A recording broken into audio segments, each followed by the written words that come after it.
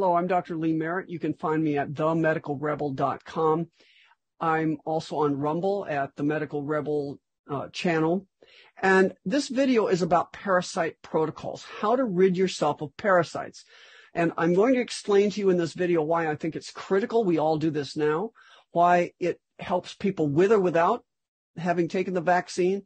And I'm going to tell you the ins and outs and some of the subtleties of doing that. Okay, so I call it the parasite paradigm. A paradigm is really a way of looking at something. And the problem we have is we are living in a viral paradigm. And we need to get out of that. That's a false paradigm. It makes you look at things the wrong way. It's like the magician that waves his hand over to the right while he's picking your pocket over to the left. In this case, they're killing us. So let's change our worldview a little bit. And I'm going to explain here why I think that's necessary and what this means. So I want to thank my colleagues in the medical freedom movement, I guess I would call it, Celeste Solem and Karen Kingston for her. Celeste is a former FEMA. She's been doing a lot of work looking at the DARPA literature and exposing a lot of technology things. Karen Kingston, Pfizer whistleblower, has been looking at old literature and patents and putting it all together. The 5 docs, I think you all knew who they are, and we all talk about this every month. Brian Artis, who's a chiropractor that's been instrumental in lots of good discussions about COVID, and specifically got me thinking a little differently about parasites. So I thank him a lot. So here we go. Now, from the beginning, I never believed this was an airborne virus. I thought this was a contact poison or toxin. Keep in mind, virus in Latin does not mean little animalcule that flies out of your mouth and makes other people sick. Virus means toxin. We need to start changing our language to changing our understanding. That when we get sick and we sneezing and wheezing and coughing, something we say we got a cold. You didn't catch a cold. You're toxic and you're getting rid of the toxins. Venom doesn't fit. I had this discussion with Brian Artis. I'm not saying there isn't some part of this whole venom thing that fits in here. Certainly the Nicorette gum is a good idea, but it's not the major causing disease. It doesn't fit what we saw clinically. If venom were the problem, then children would have died and adults would have lived. That isn't right. Now, the other thing I realized that there was a problem about was this mRNA technology. Besides all the literature that showed how dangerous it was, how bad it was on all the animal studies, and was still bad, by the way. They're still doing animal studies for cancer therapies using mRNA, and the animals are still dying. Don't think that's past tense. It's just too expensive. I mean, they claim that the one mRNA technology they've actually gotten to market was a technology that was for some ophthalmologic issue. I can't remember what it was, but it was for some ophthalmologic issue. And the cost was in 2018, the cost was almost $1 million for a treatment. How did they suddenly, within 2 years, supply billions of doses at less than $30 a dose? You tell me. That doesn't make sense. So there are things that don't make sense with what's happening here. Then we started seeing this, and I'm going to play a little bit of this video. This is a video that dropped from a compilation of different things, but it's primarily German researchers showing you that cancer is a parasitical infection. And these are not the only people that say this, by the way.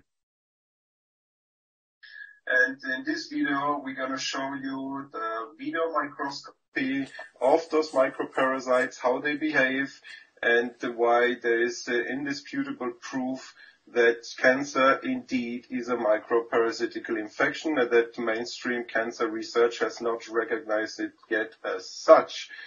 And this theory was put forward by Dr. Weber and some other scientists from the Max von Pettenkofer Institute, a very renowned institute in Munich, Germany, and unfortunately has not gained much traction despite the proof that you're going to see in this video. So without further ado, let's watch the video and what those scientists have observed, and you can see for yourself and make up your own opinion and mind.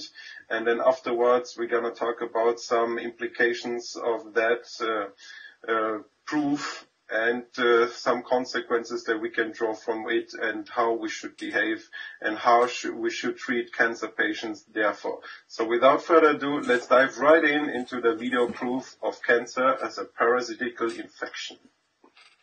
Let's go more than 30 years back in time. At the renowned Pettenkofer Institute in Munich, Germany, 3 German medical doctors, Dr. Übing, Schiertz and Dr. Winter, were busy studying strange objects in human blood. They published their results in the renowned scientific journal Ärztliche Praxis under the title Unusual Corpuscular Elements in Blood. Okay, so I'm going to stop there on the recording, but you can see that these people are serious scientists. They've looked at it. This has been going on for decades, and we have not been aware of it. I recommend you watch that whole video. The sound kind of goes in and out, but I recommend you take time and watch the video. These are the questions I asked myself. Why is cancer bursting out after people get the vaccine? Especially in the soldiers. So I was in the Navy for 10 years. We took care of young guys, the 20-year-olds, that's your standard patient. And when they showed up with cancer, it would be a single solitary cancer, usually things like testicular cancer that young men are more apt to get.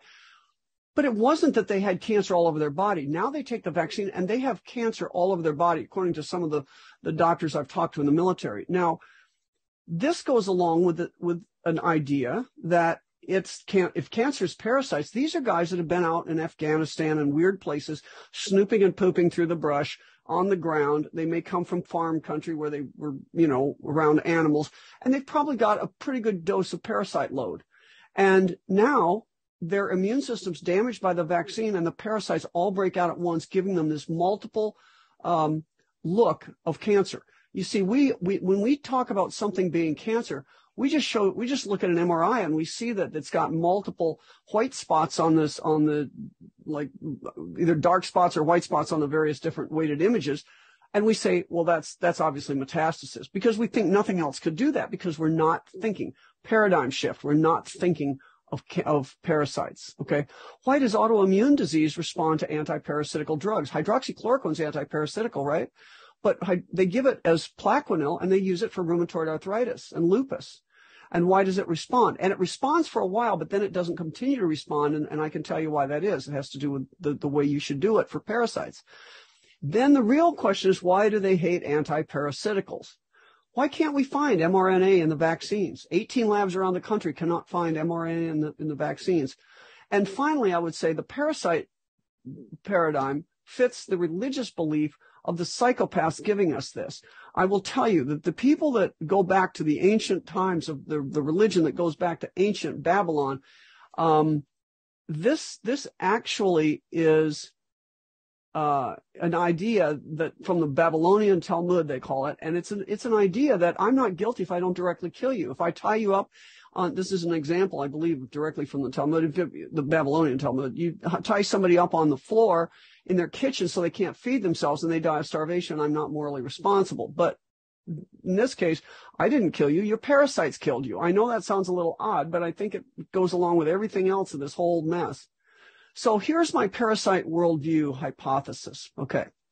Parasites slowly increase in your body over a lifetime. The mother worm lays 20 to 200,000 eggs a day. And it doesn't necessarily need to be worms. These could be microscopic. If there are any general surgeons out there, I know what you're saying. I open up the gut all the time and I don't see parasites, because these are intracellular parasites or microscopic parasites. And they're not something that most people would see. Occasionally, you have actual gut parasites, and they are higher up where general surgeons generally don't go. You're mostly in the colon. These are in the small intestine for the most part. So over a lifetime, these egg sacs, most of them pass out of the body, but some of the 200,000 laid every day go into your cells and become cysts. Okay, they're encysted. They're walled off by the body as cysts. As more cysts are present, then it takes more of your immune system to keep them in check. And more of your immune system working to keep them in check means autoimmune disease. So what do we see? We see that, people have the cancer gene, but they don't get cancer at age 10. When do they get cancer? They still have the same gene.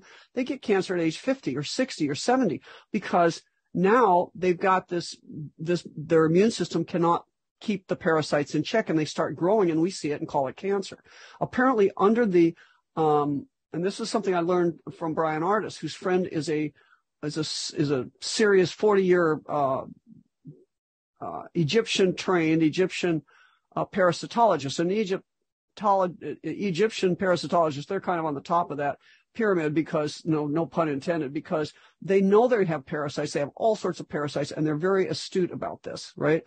Well, he was talking to him one time, and Brian said to him, I see, when I look at a parasite egg sac under the microscope and I see cancer under the microscope, they look identical.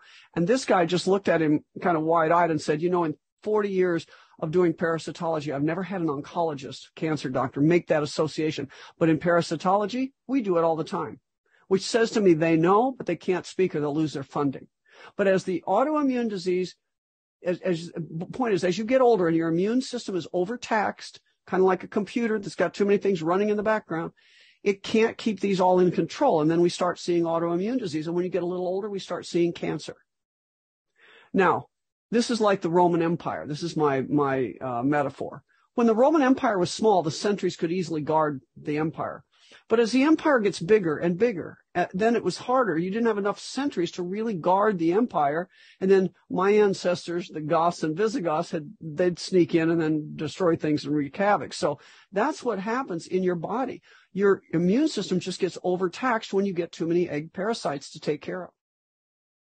Now, the next point is, those are our parasites. What if we're dealing with a synthetic parasite? And we actually, Dr. Larry Palevsky and I talked about this way back. Notice the date on this.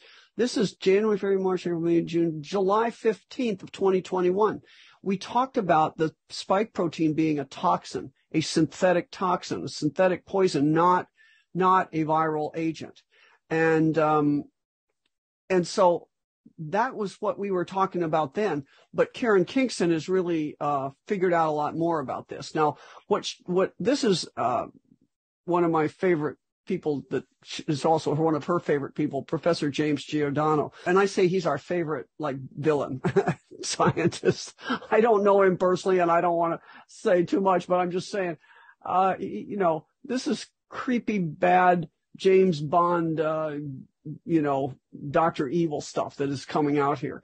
And here's what he's saying. He's saying exemptions for health and routine experimental use may foster a gray zone within which investigations for viability and employment as weapons may be undertaken. So he speaks in very flowery kind of convoluted English. But what he's saying here is that you can't make a bioweapon, a neural weapon, and overtly do it, because that violates the ethical constraints.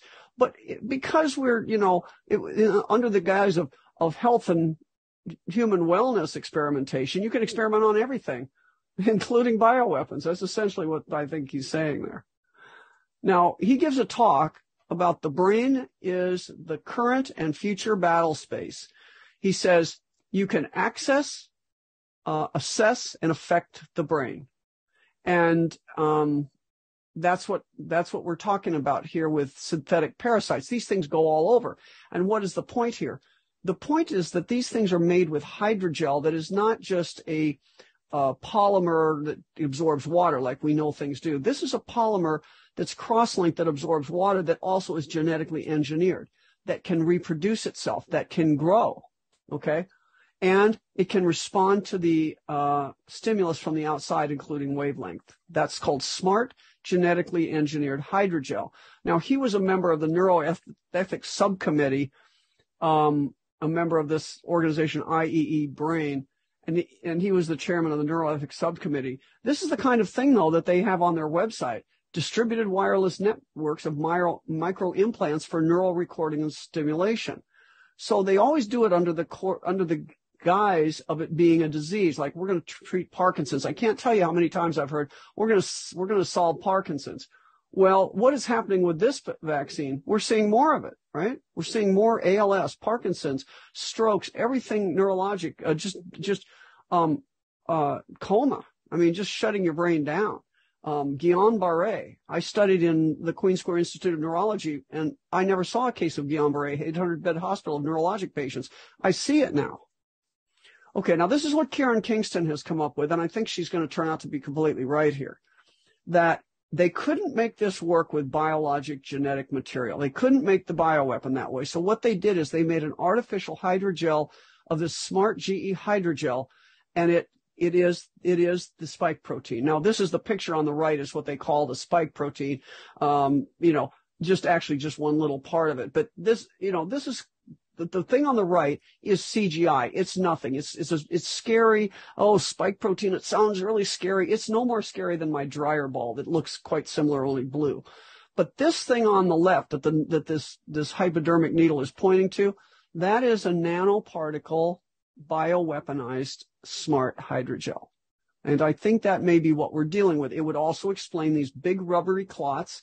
These things are white and they can make long clots. Now, what her point is that these things are AI created, and they may in fact be AI themselves. They may actually have contact with the mother artificial intelligence and bring that into you.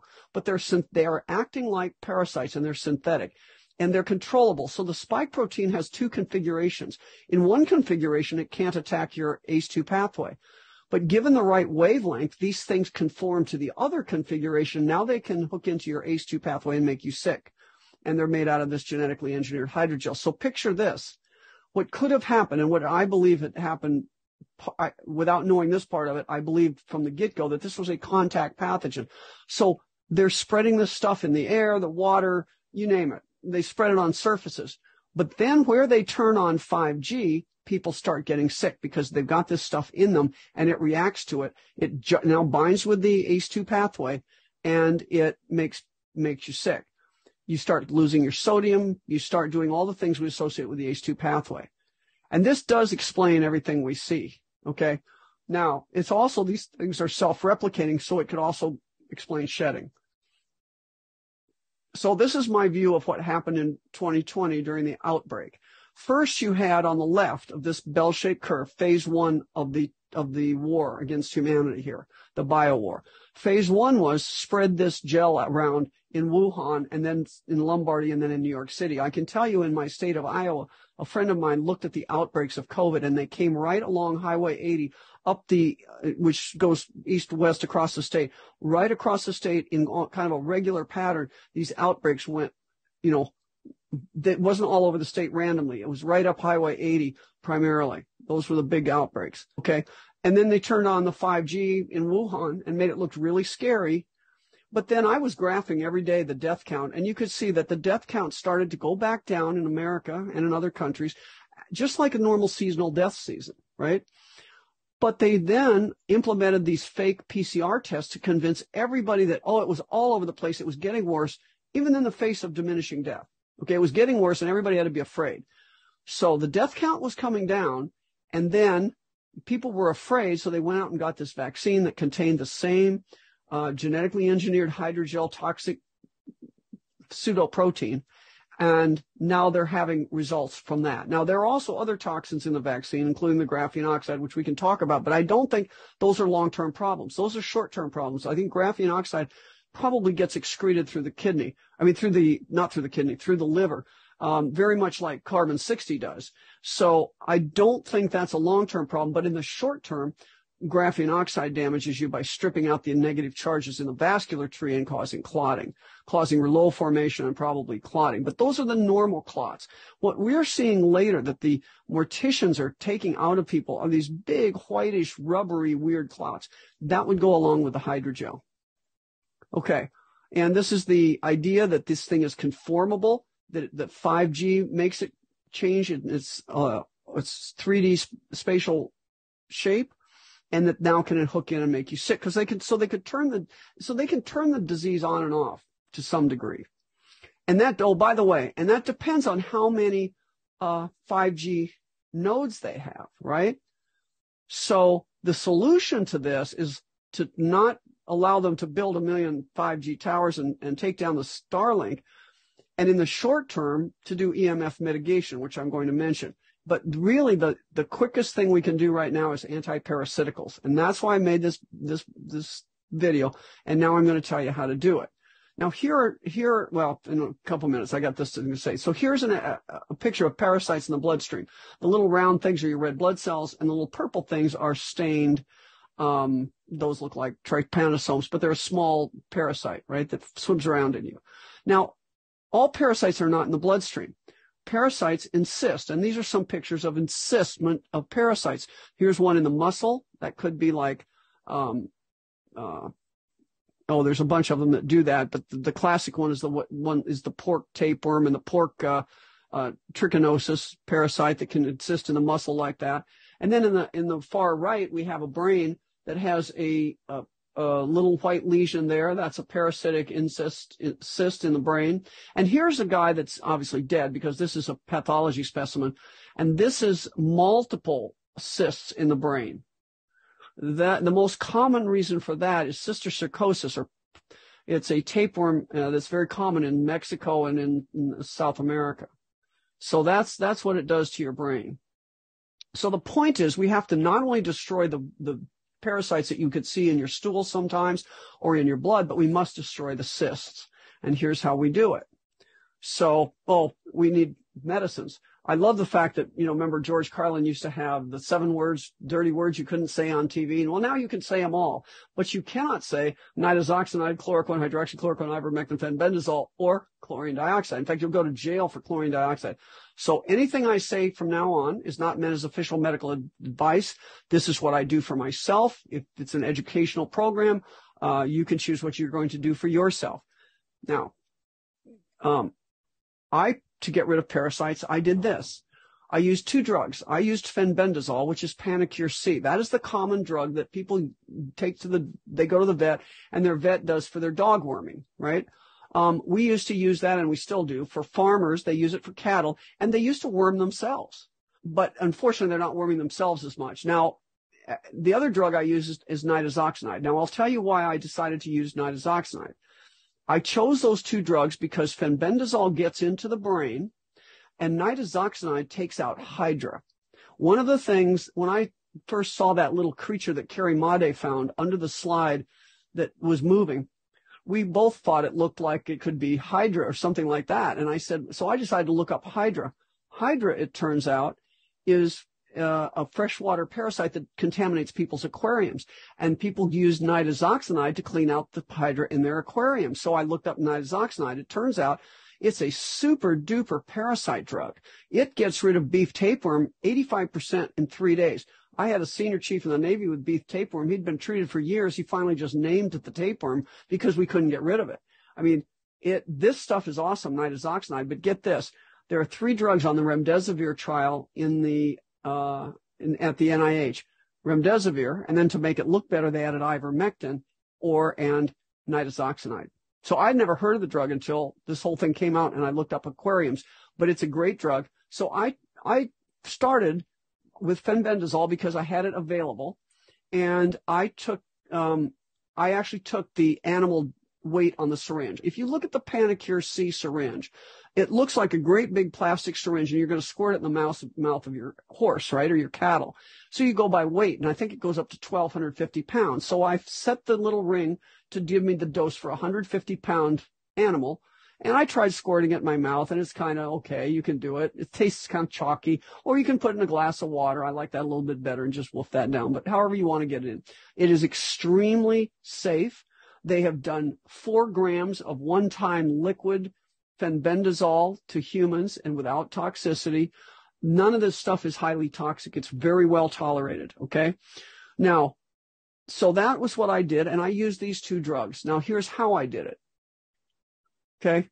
And here's why. So the first thing you have to understand, and this is why parasites are hard to get rid of, is that you have a mother parasite and you have baby parasites, right?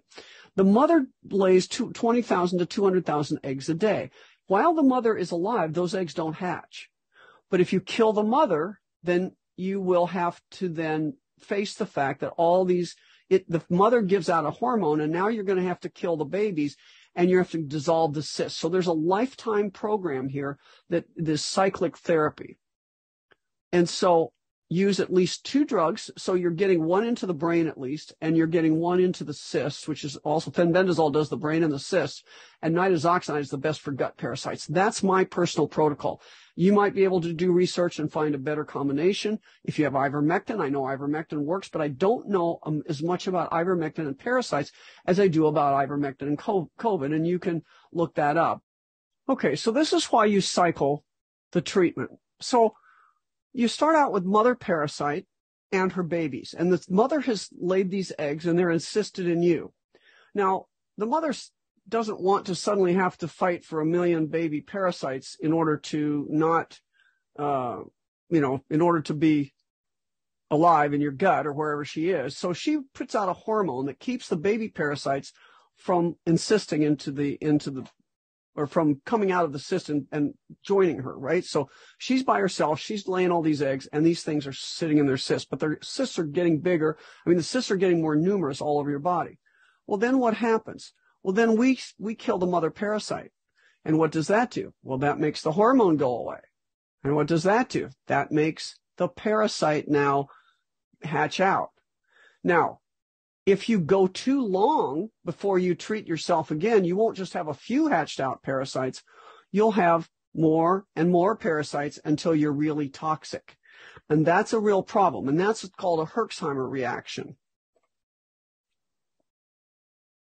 And if you don't get a lot of detail, I'm laying it out. I hope to be detailed, but this is the biggest issue I got to talk to you about, is why you have to cycle and how you cycle the parasite program. If you just take parasite medicine every day or once a week, it's not just randomly, it's not going to really do it. You have to take enough to kill the parasite, the mother parasite. Then you have to wait a specific waiting time until you do it again. And if you wait too long, you're going to have all these baby parasites hatch out, and then you're going to kill them at your next time you take the parasite medicine, and you will not be a happy camper, because what it does, these dead parasites in your body will give you an IgE histamine reaction. And that's what gives you cold. That's what cold is essentially. You're getting watery eyes, sneezing, and you can get muscle aches and pains and fatigue, and you can feel like you have, quote, the flu, but it's just dead parasites. This is why we have to change our speech, because it's all toxins, okay? Dead parasites are toxins, okay? So this is what happens. So the key is, don't wait too long. Now, let's say you take the drug, and after the very first time you take the drug, you start having this reaction. Then you need to cut down on the dose of the drug and go slower, or you have a rash. People say, oh, I took the drug and I got whatever it was, whether it was chlorine dioxide or any of these drugs. I took the drug and I got a rash. Well, you can switch drugs, but it's unlikely that it's an allergy to the drug. What happened is you're normally naturally allergic to dead parasites. That's what's happening. So every time you get a rash, think toxin, don't think disease. So here's how you cycle. You start with a very short cycle, okay? You're going to take the drug for 3 days and then 5 days off. At least this is what I would do. And then if you go too long off the drug, you may have a large hatch out. So you don't want to do that. So you take three days on. I took 3 days on, 5 days off.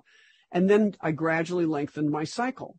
So 3 days on, 7 days off, 3 days on, 10 days off. And then you watch for the reaction. Now, I can tell you, I am up to 3 days on. I've been doing this for 6 months or more. I'm still not at a month because I was riddled with parasites. 3 days on, and I'm 21 days off, but not quite a month. And even then, I'm getting a little bit of the sneezy kind of not feeling great reaction. So I'm staying at 21 days. I can live with what I'm getting. I can stay at 21 days, and hopefully I can lengthen it out. Because once you get to 3 days on and a month off, you're on maintenance then.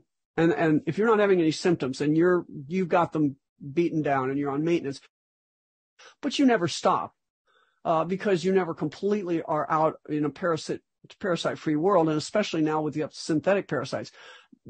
You need to do the short cycles for a minimum of a couple months in an adult.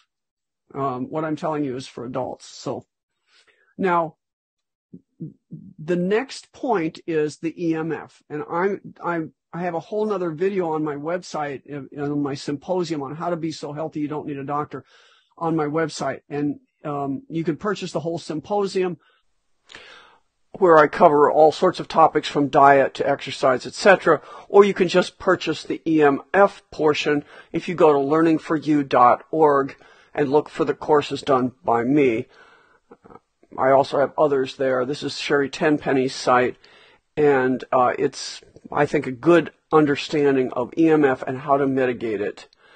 You have a link to this site.